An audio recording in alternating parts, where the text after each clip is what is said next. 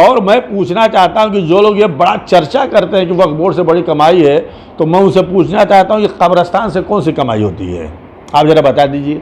मस्जिदों से कौन सी कमाई होती है, ज़रा आप बता दीजिए।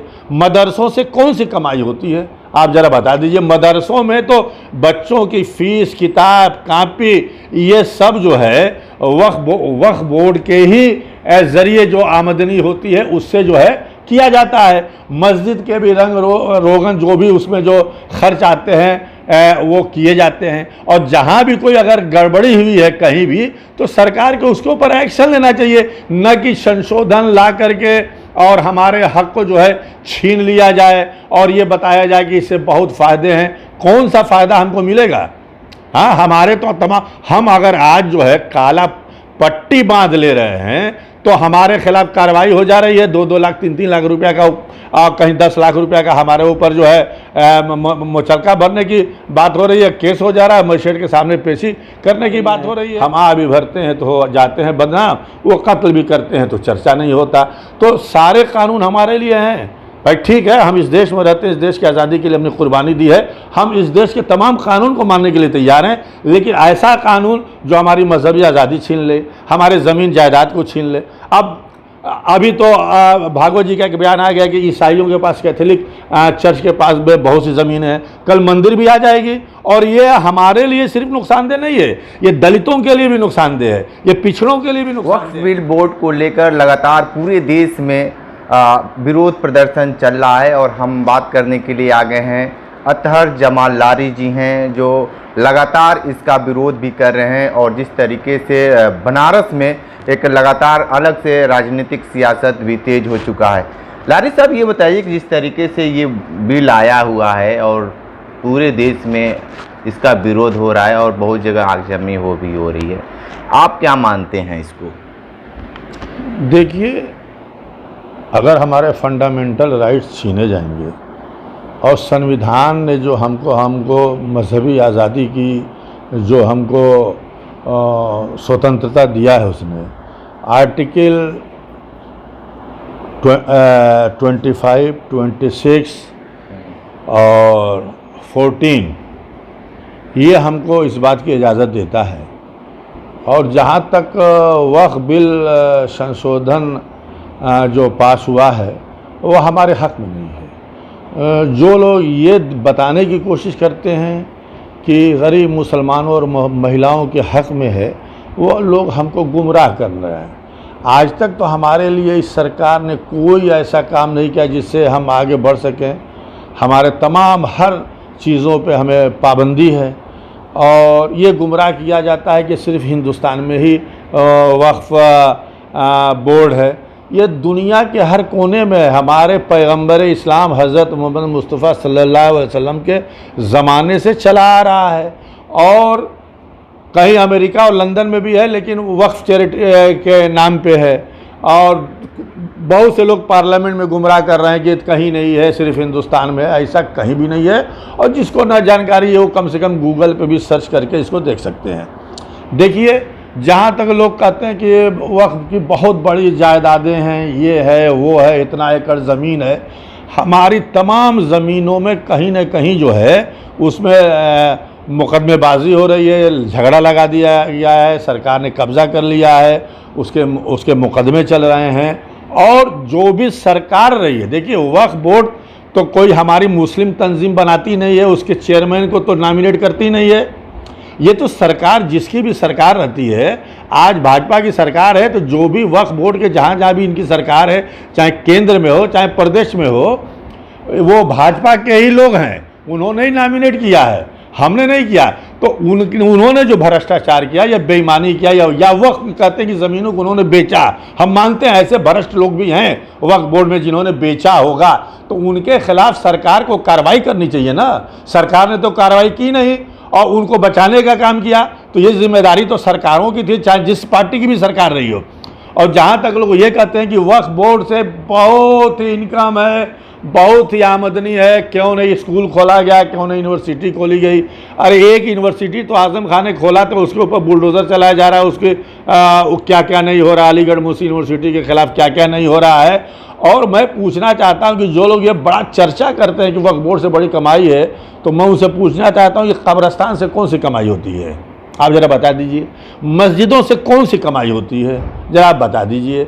मदरसों से कौन सी कमाई होती है, आप ज़रा बता दीजिए। मदरसों में तो बच्चों की फ़ीस, किताब, कापी, ये सब जो है वक्फ बोर्ड के ही ज़रिए जो आमदनी होती है उससे जो है किया जाता है। मस्जिद के भी रंग रोगन जो भी उसमें जो खर्च आते हैं वो किए जाते हैं। और जहाँ भी कोई अगर गड़बड़ी हुई है कहीं भी, तो सरकार को उसके ऊपर एक्शन लेना चाहिए, न कि संशोधन ला करके और हमारे हक को जो है छीन लिया जाए और ये बताया जाए कि इससे बहुत फ़ायदे हैं।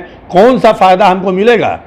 हाँ, हमारे तो तमाम, हम अगर आज जो है काला पट्टी बांध ले रहे हैं तो हमारे खिलाफ कार्रवाई हो जा रही है। 2-2 लाख 3-3 लाख रुपया का, कहीं 10 लाख रुपया का हमारे ऊपर जो है मुचलका भरने की बात हो रही है, केस हो जा रहा है, मजिस्ट्रेट के सामने पेशी करने की बात हो रही है। हम अगर 5 मिनट के लिए मस्जिद में के बाहर अगर भीड़ हो गई, मस्जिद में अगर 5 मिनट के लिए नमाज़ पढ़ लेते हैं तो हमारे खिलाफ कार्रवाई हो जाती है। हम छत पर नहीं पढ़ सकते, हमारे तमाम फंडामेंटल राइट तो छीले जा रहे हैं। और दूसरे को पूरी इजाज़त है कि आप चाहें जो चाहें। आप सड़क पे होली नहीं मनाते हैं, मनाते हैं ना, दिवाली में पटाखा सड़क पर नहीं खोलते हैं। आप जो है दुर्गा पूजा में आप देखेंगे बनारस में कितने जगहों पे जो है सड़कों पे जो है दुर्गा पूजा, सरस्वती पूजा की प्रतिमा नहीं स्थापित की जाती है। कहीं हम बोलते हैं आप होलिका दहन करते हैं तो तमाम सड़कों पे होती है कि नहीं होती है? सड़कों पे ही होती है ना होलिका दहन ज़्यादातर। तो ये सब तमाम चीज़ें, कांवड़ यात्रा निकलती है वो भी सड़कें ब्लॉक कर दी जाती है। तो तमाम ये चीज़ें हैं, तो हम तो कहीं उसके ऊपर ऑब्जेक्शन नहीं करते। लेकिन अगर हम 5 मिनट के लिए नमाज़ पढ़ लें तो सारे कानून हमारे लिए हैं। हम आ भी भरते हैं तो हो जाते हैं बदनाम, वो कत्ल भी करते हैं तो चर्चा नहीं होता। तो सारे कानून हमारे लिए हैं भाई। ठीक है, हम इस देश में रहते हैं, इस देश की आज़ादी के लिए हमने कुर्बानी दी है, हम इस देश के तमाम कानून को मानने के लिए तैयार हैं। लेकिन ऐसा कानून जो हमारी मजहबी आज़ादी छीन ले, हमारे ज़मीन जायदाद को छीन ले। अब अभी तो भागवत जी का एक बयान आ गया कि ईसाइयों के पास, कैथोलिक चर्च के पास में बहुत सी ज़मीन है, कल मंदिर भी आ जाएगी। और ये हमारे लिए सिर्फ नुकसानदेह नहीं है, ये दलितों के लिए भी नुकसानदेह है, ये पिछड़ों के लिए भी नुकसानदेह है, ये उन मंदिरों के लिए भी नुकसानदेह है जो मंदिरों के पास इतनी ज़मीन जायदाद। आज तो बताया जा रहा है कि इस मंदिर के पास इतनी ज़मीन है, उड़ीसा में इतनी ज़मीन है। तो सरकार धीरे धीरे आज हमारे ऊपर प्रयोग कर रही है, तो कल सारे लोगों के ऊपर प्रयोग होगा, सारे लोगों की ज़मीनें छीनी जाएंगी और बताया जाएगा कि हम गरीबों में हम इसको बांटेंगे। इससे किस गरीब का भला हो जाएगा, किस मुसलमान गरीब का भला हो जाएगा? अरे आप हमारे हमदर्द हैं, महिलाओं के हमदर्द हैं, तो आप जो है हमको रिजर्वेशन दीजिए ना। 4% रिजर्वेशन अगर साउथ के किसी इलाके में है तो आप उसके खिलाफ आंदोलन करते हैं, पार्लियामेंट में हंगामा करते हैं कि मज़हब के आधार पर रिजर्वेशन नहीं होना चाहिए। तो आप किस तरीके से हमारे बड़े हमदर्द हो गए, कह रहे हैं कि हम इनकी बड़ी हमदर्द। तो हिंदू भाइयों की हमदर्दी क्यों नहीं कर रहे हैं? हाँ, आप उनकी भी हमदर्दी करिए ना। बैकवर्ड एक दलित को आप मंदिर में उस कमेटी में नहीं रख सकते हैं, हाँ, पिछड़े को नहीं रख सकते हैं। और आप हमारे कमेटी में जो है आप तमाम गैर मुस्लिम को रखेंगे तो आप उसमें भी सबको रखिए। अगर आप यही कानून बनाना चाह रहे हैं और सबके लिए अगर आप बराबर हैं, संविधान सब की मजहबी आज़ादी देता है, तो सबके साथ, किसी के साथ भेदभाव नहीं होना चाहिए। तो जो लोग भी विरोध कर रहे हैं, चाहे all India Muslim personal law board से लेकर के, और हम तमाम उन लोगों को धन्यवाद देना चाहते हैं जिन लोगों ने पार्लियामेंट में इस बिल का विरोध किया।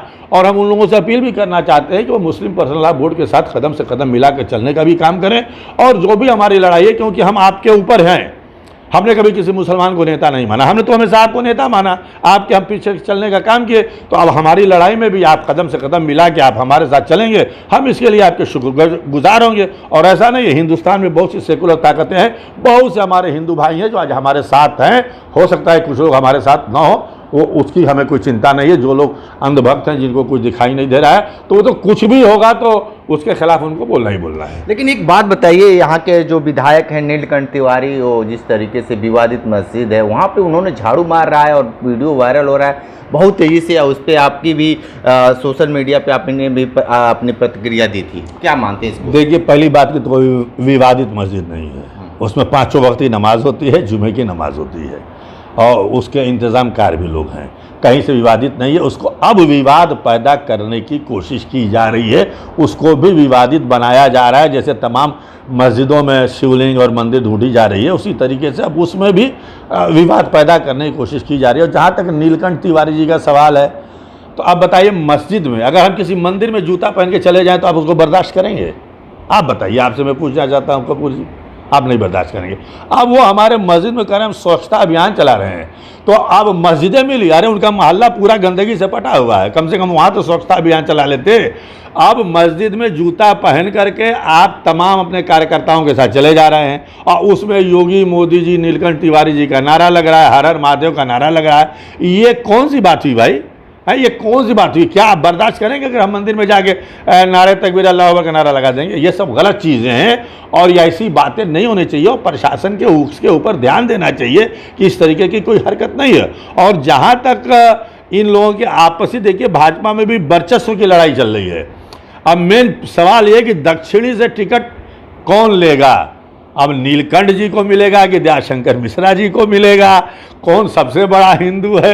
अब अपने को साबित करने की यही कोशिश हो रही है। मतलब बहुत बड़ी बातें आप बताना, आप ही अभी तो राजनीतिक सियासत 27 में शुरू होगा, लेकिन एक बहुत बड़ी बातें आपने वो कहा जाता है लीक कर दी कि टिकट का लेकर। अब ये जो बातें आप बता रहे हैं नीलकंठ तिवारी को, टिकट को और दयाशंकर दयालु को, तो ये बातें कितनी, इस बात में कितनी सच्चाई होगी? अब भाई देखिए, हो तो लगी हुई है। हाँ। इसके पहले ही हमारे नीलकंठ जी का जो है टिकट जो है कटने के कगार पे था, वो तो बड़ी मुश्किल से उनको टिकट मिल गया, विधायक हो गए लेकिन मंत्री नहीं बनाए गए। और दयाशंकर मिश्रा उसी दक्षिणी से चुनाव भी लड़ चुके हैं कांग्रेस पार्टी से और वो मंत्री बना दिए गए। तो अब तो सवाल यही है ना कि अब टिकट दयाशंकर मिश्रा जी को मिलेगा या नीलकंठ तिवारी जी को मिलेगा? अब तो इसी की होड़ लगी हुई है। तो ये जो झाड़ू मारे, तो इस झाड़ू मारने का फायदा नहीं मिल पाएगा क्या? भैया, आप झाड़ू इसलिए मारें, दिखा रहे हैं कि सबसे बड़े हिंदू हम हैं।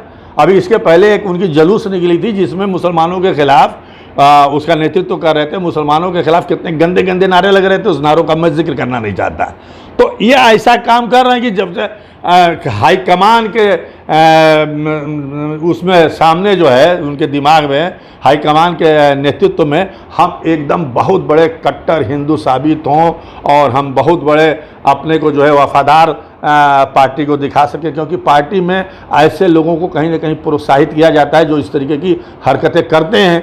तो इसलिए अपनी टिकट को बचाने के लिए, हमारे ख्याल से टिकट को बचाने के लिए ये सारी चीज़ें हो रही हैं ताकि हम हाईलाइटेड बने रहें, हाईलाइट रहें और दुनिया हमको जो है हमारे नाम को जानती रहे कि आने वाले दिनों में टिकट के लिए हमें कोई परेशानी ना हो।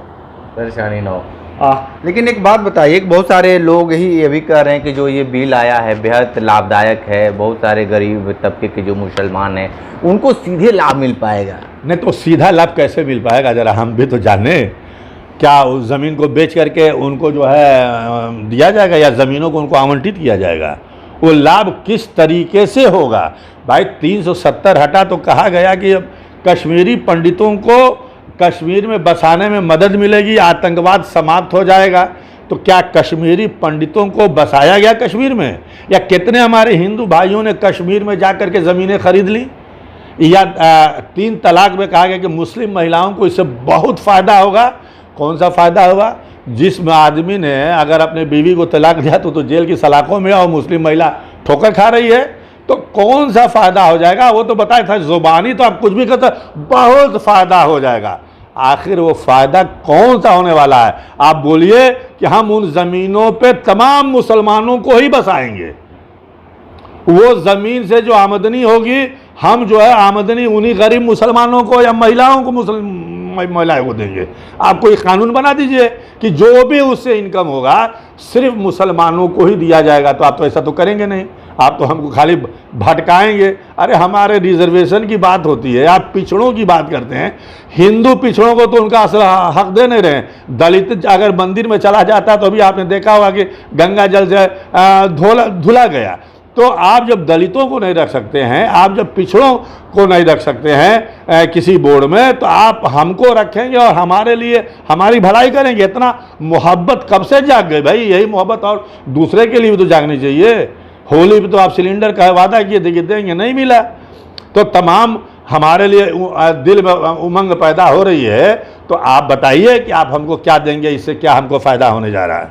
ठीक है, तो आप सुन रहे थे अतहर जमाल लारी जी, बहुत सारी बातें बताए हैं, लेकिन एक नया इन्होंने मोड़ खड़ा कर दिया है टिकट को लेकर। अब घमासान मचेगा भारतीय जनता पार्टी में कि नीलकंठ तिवारी को टिकट मिलता है कि नहीं 2027 में। विशेष इंटरव्यू कर रहे थे, तो हमारे साथ बने रहिए। कांडी बनारसी के साथ हमें दीजिए इजाज़त। नमस्कार।